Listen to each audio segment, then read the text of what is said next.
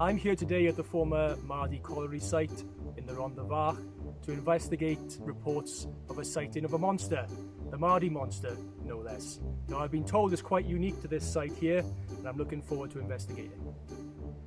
We're so lucky to have such biodiversity right on our doorsteps in Rhondda Cynon Taf, with many rare and unique species. And it's all accessible to residents and visitors alike.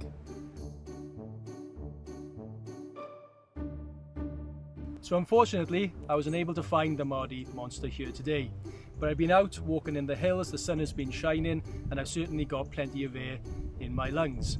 We're so lucky to have across Rhondda Cynon Taf many areas of natural beauty that are rich in biodiversity. So I encourage everyone, whether they be residents or visitors, to get out into nature and explore our natural areas. You never know what you might find.